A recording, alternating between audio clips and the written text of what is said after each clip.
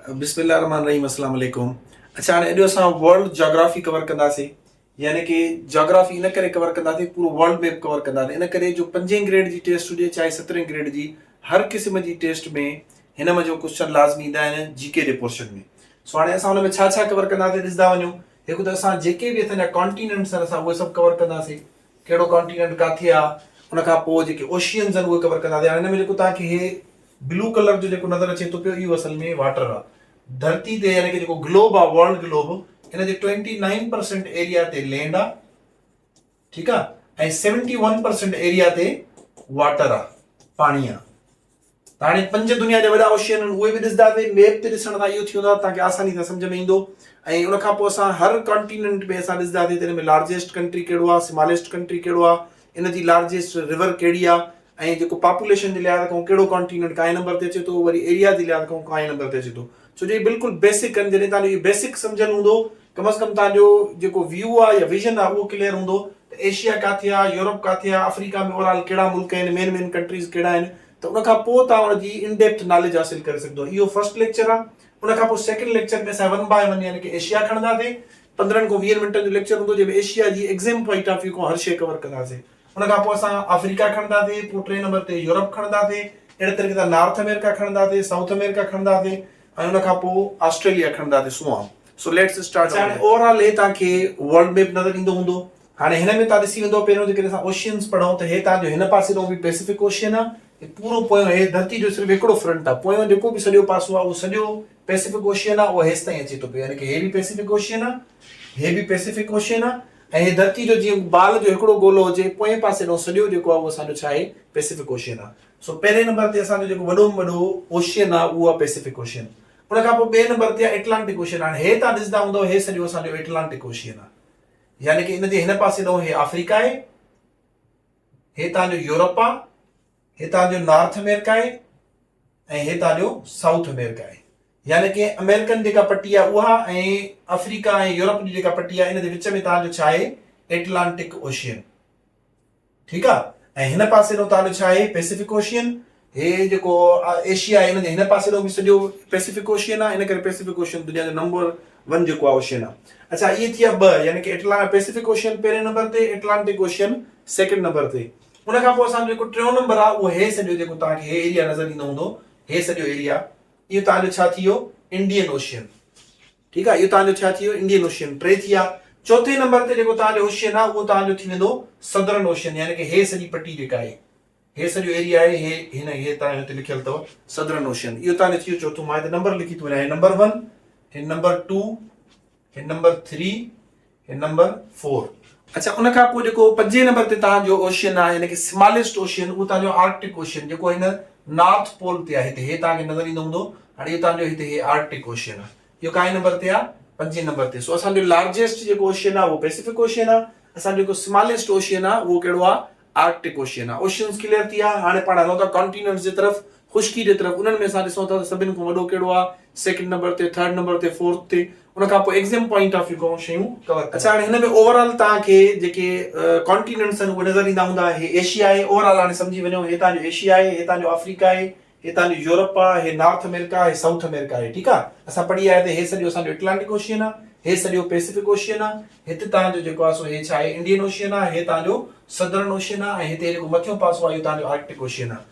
हाणे कॉन्टिनेंट्स ते अचूं त हे एशिया, हे अफ्रीका, हे यूरोप, हे नॉर्थ अमेरिका, साउथ अमेरिका, हे तव्हांजो ओशियनिया या ऑस्ट्रेलिया जंहिंखे चयो वेंदो आहे। ऑस्ट्रेलिया बि हिनखे चयो वेंदो आहे, ओशियनिया बि चयो वेंदो आहे। ऑस्ट्रेलिया बेसिकली हिकिड़ो कंट्री आहे, पर एॾो वॾो आहे ईअं सम्झो खणी त मेन कंट्री 90% एरिया ते आहे उहो, इन करे हिनखे जेको आहे सो ऑस्ट्रेलिया बि चयो वेंदो आहे। उन खां पोइ तव्हांखे हे नज़र ईंदो हूंदो ब्लू कलर में, हे सॼो तव्हांजो छा आहे, अंटार्कटिका आहे, जेको बर्फ़ सां पूरो मुकमल तौर ते ढकियल आहे। हाणे चओ था पिया पहिरें नंबर ते कहिड़ो आहे। हाणे सिर्फ़ु एरिया जी ॻाल्हि कयूं था, लैंड वाइज़ त लैंड वाइज़ तव्हांखे नज़र ईंदो हूंदो ओवरऑल बाक़ी सभिनी खां हे पहिरें नंबर ते आहे। एशिया असांजो पहिरियों नंबर थी वियो, लार्जेस्ट कॉन्टिनेंट बाय एरिया, ठीकु आहे। ॿिए नंबर ते असांजो अफ्रीका थी वियो, second largest continent by area. अच्छा, हाणे ॾिसंदा हूंदो यूरोप तव्हांखे एरिया जे लिहाज़ खां नंढो नज़र ईंदो। हिते तव्हां येलो कलर में नॉर्थ अमेरिका ॾिसंदो, जंहिंमें हिते असांजो यूएसए आहे, अमेरिका। हिते तव्हांजो तक़रीबन हे कैनेडा आहे। अॻिते असां जॾहिं नॉर्थ अमेरिका खे डिटेल में पढ़ंदासीं त पोइ तव्हांखे सम्झाईंदुमि, ठीकु आहे। सो असांजो हे नॉर्थ अमेरिका, इहो असांजो 3 नंबर ते आहे। Third largest continent by area, area जे लिहाज़ खां पखेड़ जे लिहाज़ खां असांजो नॉर्थ अमेरिका थींदो। अच्छा उन खां पोइ अचो चौथे नंबर ते तव्हांजो साउथ अमेरिका आहे, ठीकु आहे। अच्छा हाणे ॾिसी सघो था पिया त हाणे ओशनिया ऐं यूरोप खां बि तव्हांखे हे जेको हिन जो लैंड एरिया आहे उहो अंटार्कटिका जो नज़र ईंदो, जेको ब्लू कलर में आहे, डार्क ब्लू कलर में चइजे या जेको जीअं पाणी जो कलर हूंदो आहे इन टाइप जो, त अंटार्कटिका जेको आहे असांजो वॾो आहे, इहो असांजो काएं नंबर ते थी वियो, 5 नंबर ते, ठीकु थी वियो। हाणे तव्हां ॾिसो त यूरोप ऐं ओशनिया मां कहिड़ो वॾो आहे, तव्हांखे पाण ई लुकमो ई नज़र ईंदो त जेको यूरोप आहे इहो 6 नंबर ते आहे, यानी कि सेकंड जेको आहे सो स्मॉलेस्ट कॉन्टिनेंट आहे बाय एरिया, सेकंड स्मॉलेस्ट, यानी कि लिस्ट में हेठि जेको आहे सो हेठे पासे नो 2 नंबर ते सेकंड स्मॉलेस्ट, हूअं ओवरऑल रैंकिंग में 6 नंबर ते आहे। 7 नंबर ते तव्हांजो ऑस्ट्रेलिया आहे। अच्छा हे थी वियो लिस्ट, ठीकु आहे। हाणे अचूं था पिया पॉपुलेशन जे लिहाज़ खां, पॉपुलेशन जे लिहाज़ खां शयूं जेके आहिनि उहे डिफरेंट आहिनि। कीअं डिफरेंट आहिनि हाणे अचो त उनखे थोरो सम्झूं था। अच्छा हाणे हे जेको आहे पॉपुलेशन जे लिहाज़ खां तव्हांखे इहो ग्राफ नज़र ईंदो हूंदो त हिन में असांजो पहिरें नंबर ते एशिया आहे, 2 नंबर ते अफ्रीका आहे, 3 नंबर ते यूरोप आहे। हूअं यूरोप ॾिसो आबादी जे लिहाज़ खां 3 नंबर ते आहे, एराज़ी जे लिहाज़ खां 6 नंबर ते हुयो, ठीकु आहे न। एरिया हुनजो छा हुयो, नंढड़ो हुयो, पर हुनजी आबादी ॻतियल आहे। हाणे इहो बि असां पढ़ंदासीं त हर मुल्क में केतिरा कंट्रीज़ आहिनि, उन खां पोइ इहो बि पढ़ी वेंदासीं। हाणे हे था कयूं largest countries in terms of population. चौथे नंबर ते असांजो नॉर्थ अमेरिका आहे, 5 नंबर ते असांजो साउथ अमेरिका आहे, 6 नंबर ते असांजो ऑस्ट्रेलिया आहे, 7 नंबर ते अंटार्कटिका आहे। छो जो अंटार्कटिका में पंहिंजी का फिक्स्ड आबादी आहे ई न, 1000 करोड़ जी आबादी कंसीडर कई वेंदी आहे, उहो बि जंहिंमहिल ऊन्हारे जी मौसम हूंदी आहे त कुझु साइंटिस्ट उते वेंदा आहिनि, बाक़ी उन खां अलावा उनजी का बि न आहे। हाणे हे छा आहे इन टर्म्स ऑफ पॉपुलेशन, आबादी जे लिहाज़ खां, ठीकु आहे। जेकॾहिं मिसाल था वठूं त हाणे क्वेश्चन अची वञे third largest continent by population is, हेठां मुख़्तलिफ़ ऑप्शन हूंदनि त तव्हां यूरोप खे टिक कंदो, या अची सघे थो पियो त second smallest continent in terms of population, त तव्हां कंहिंखे टिक कंदो, ऑस्ट्रेलिया या ओशनिया खे टिक कंदो। हाणे हिन जी पॉपुलेशन केतिरी आहे, कुल आबादी जो केतिरा परसेंट आहे, उहो पाण पढ़ूं था। हाणे हिन में तव्हां ॾिसी सघंदा हूंदो, हालांकि 2021 जो आहे, ऑब्वियसली यूट्यूब गूगल तो कढियो आहे, पर आबादी में एॾो वॾो को ख़ासि फ़र्क़ु कॉन्टिनेंट वाइज़ न आयो आहे, यानी कि हिन वक़्तु बि तक़रीबन तव्हां राउंड फिगर में यादि करे छॾियो 60% जेका आबादी आहे उहा असांजी एशिया में रहे थी। हिन में तव्हां यादि करे छॾियो तक़रीबन 18% आबादी असांजी जेका आहे उहा अफ्रीका में रहे थी। हिन खे राउंड फिगर में तव्हां यादि कंदो 10% पॉपुलेशन, पूरी दुनिया जो 10 हिसो जेको पॉपुलेशन आहे उहा असांजी यूरोप में रहे थी। अहिड़े तरीक़े सां 7.5% खां 8% जेको आहे असांजो नॉर्थ अमेरिका में आहे, 6% असांजो साउथ अमेरिका में आहे। ओशनिया में ॾिसो तव्हां ॾिसी सघो था पिया त 1% बि न आहे, 0.5%, 0.6%। सो इन जी आबादी जेका आहे उहा एतिरी घटि आहे। अंटार्कटिका में 0 आहे। सो हे हिन जो पॉपुलेशन जो डिस्ट्रीब्यूशन हुई। हाणे तव्हां को हिन में जेको मेजॉरिटी आहे एशिया पुछी सघनि था पिया, मिसाल चयल हूंदो त जेको ओवरऑल जेका वर्ल्ड पॉपुलेशन आहे उनजो केतिरा परसेंट एशिया में रहे थो, तव्हांखे ऑप्शन हूंदा 40%, 50%, 60%, 70%, त हिन ते टिक कंदो। अहिड़े तरीक़े सां अफ्रीका जो राउंड फिगर यादि करे छॾियो 18%, यूरोप जो यादि करे छॾियो 10%, बाक़ी उमूमन चांसिस घटि हूंदा आहिनि यादि करण जा, 60%, 18%, 10%। अच्छा हाणे हो हुयो परसेंटेज जे लिहाज़ खां। हाणे हे आहे त इन टर्म्स ऑफ पॉपुलेशन, यानी अच्छा टोटल दुनिया जी आबादी जेका आहे उहा तक़रीबन 7.5 अरब खां बि हाणे वधी वई आहे। सो इन करे उन मंझि तक़रीबन 5 बिलियन खणी अचो जे 4.8 बिलियन जेको आहे उहा एशिया में रहे थी पई, या ईअं खणी अचो टोटल 8 बिलियन जे लॻभॻि आहे, उन मंझि तक़रीबन 5 बिलियन जेको आहे उहो एशिया में रहे थी पई। उन खां पोइ 1.5 बिलियन यानी कि 1.5 अरब माण्हू जेके आहिनि उहे अफ्रीका में रहनि था। उन खां पोइ 750 मिलियन मुने अरब जे लॻभॻि या 75 करोड़ जे लॻभॻि जेका आबादी आहे उहा असांजी यूरोप में रहे थी। बाक़ी बि तव्हां ॾिसी सघो था पिया, राउंड फिगर मोटो मोटो यादि करे छॾियो, तक़रीबन हिन में 5 अरब 5 बिलियन, हिन में तक़रीबन 1.5 बिलियन यानी कि 1.5 अरब आबादी रहे थी, ऐं हिन में तक़रीबन 75 करोड़, ठीकु आहे न, यानी कि 1 अरब आबादी पूरी न थी आहे या हुन में न आहे, तक़रीबन 75 करोड़ जे लॻभॻि आबादी यूरोप में रहे थी। बाक़ियुनि खे एतिरो यादि करण जी ख़ासि ज़रूरत न आहे। अच्छा हाणे उन खां पोइ तव्हांजी जेका कॉन्टिनेंट वाइज़ जेको ऑलरेडी असां पढ़ी आयासीं, एरिया वाइज़ सभिनि में वॾो जेको आहे असांजो एशिया आहे।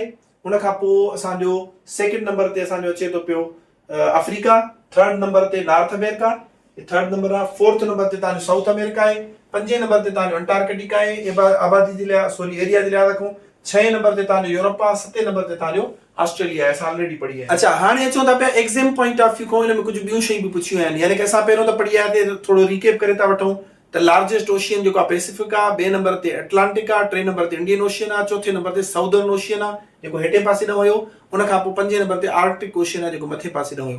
उन खां पोइ असां पढ़ियोसीं त एरिया जे लिहाज़ खां पहिरें नंबर ते असांजो एशिया हुयो, ॿिए नंबर ते असांजो अफ्रीका हुयो, टे नंबर ते नॉर्थ अमेरिका, चौथे नंबर ते साउथ अमेरिका, पंजे नंबर ते असांजो अंटार्कटिका हुयो, छहें नंबर ते यूरोप, सतें नंबर ते ऑस्ट्रेलिया हुयो।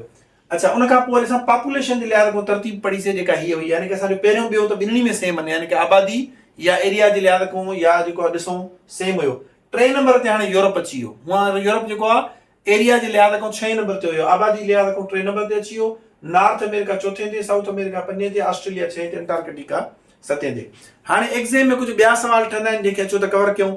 जीअं हर कॉन्टिनेंट मां लार्जेस्ट कंट्री ऐं स्मॉलेस्ट कंट्री पुछी छॾियो, यादि करे छॾियो, इहो तव्हां खां पुछंदा आहिनि। मिसाल चोदा लार्जेस्ट कंट्री इन यूरोप, या चोदा स्मॉलेस्ट कंट्री इन यूरोप, या चोदा लार्जेस्ट कंट्री इन अफ्रीका, या स्मॉलेस्ट कंट्री इन अफ्रीका। अहिड़े तरीक़े सां लार्जेस्ट या लॉन्गेस्ट रिवर्स पुछियूं वेंदियूं आहिनि। अच्छा, हाणे रिवर्स कवर कयूं था त एशिया जी सभ खां वॾी जेका रिवर आहे उहा आहे यांगज़े रिवर। यांगज़े रिवर जेका आहे उहा चाइना जे अंदरि आहे। ठीकु आहे,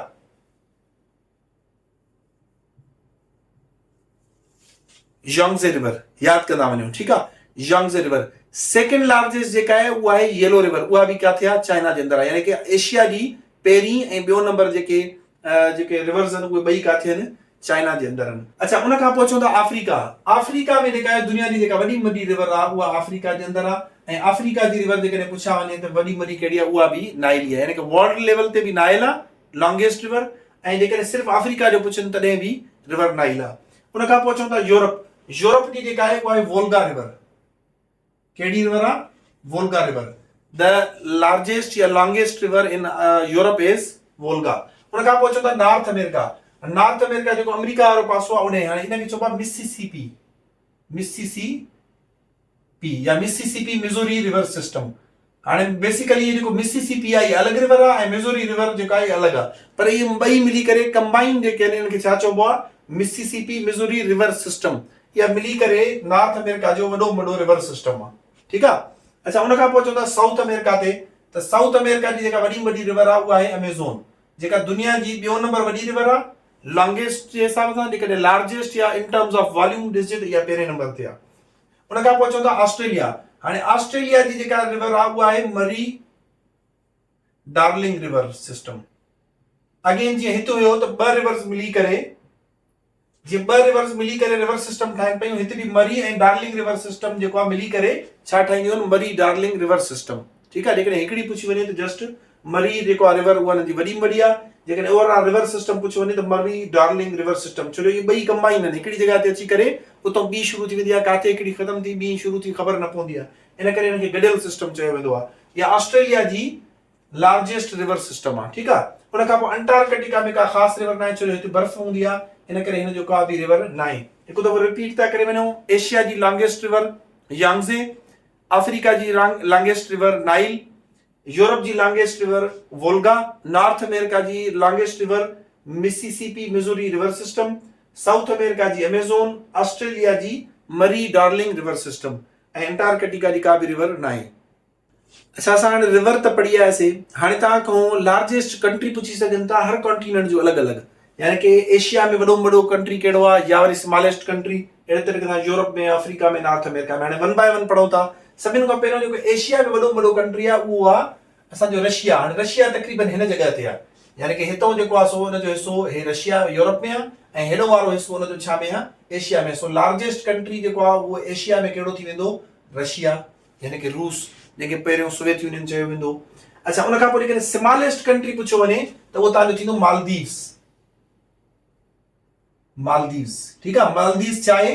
एशिया जो नंढो में नंढो मुल्क आहे, ऐं रशिया जेको आहे उनजो वॾो में वॾो मुल्क आहे। उन खां पोइ अचूं था अफ्रीका में। हाणे अफ्रीका में जेको वॾो में वॾो कंट्री आहे उहा अल्जेरिया। ठीकु आहे, लार्जेस्ट जेको आहे उहो अल्जेरिया आहे। ऐं अफ्रीका में नंढो जेको कंट्री आहे उहा सेशल्स, CYCHELLES, स्पेलिंग बि सही यादि न अथव, सेशल्स पढ़बो आहे हुनखे, सेशल्स चयो वेंदो आहे। वॾो में वॾो अफ्रीका में अल्जेरिया ऐं नंढो में नंढो सेशल्स। ठीकु आहे। उन खां पोइ अॻिते हलूं था पिया यूरोप में। हाणे यूरोप में जेको वॾो में वॾो मुल्क आहे उहा रशिया, छो जो रशिया अधु तव्हांखे ॿुधायां थो हुनजो वॾो हिसो एशिया में आहे, पर हे हिसो हुनजो यूरोप में बि आहे। सो इन करे यूरोप में इन खां वॾो वरी को बि मुल्क न आहे। सो इन में बि असांजो पहिरें नंबर ते कहिड़ो थी वेंदो? रशिया। ठीकु आहे। ऐं लास्ट नंबर या नंढो में नंढो कहिड़ो थींदो? उहो ई आहे जेको पूरी दुनिया जो नंढो में नंढो कंट्री आहे, जेको अॼुकल्ह पेपरनि में बि आयो आहे, वेटिकन सिटी। मां हिते लिखां थो जीअं वाज़े तौर ते नज़र अचे, वेटिकन सिटी। हाणे लफ़्ज़ में हिते सिटी आहे पर इहो आहे मुल्क, ठीकु आहे। वेटिकन सिटी जेके यूरोप जा या ईसाईयत जा ऐं जेके ईअं सम्झो पादरी हूंदा आहिनि वॾा, उन्हनि जे लाइ स्पेशली मुल्क ठाहियो आहे। एरिया आहे 1 किलोमीटर आहे ऐं हिन जी आबादी तक़रीबन 800 जे लॻभॻि आहे।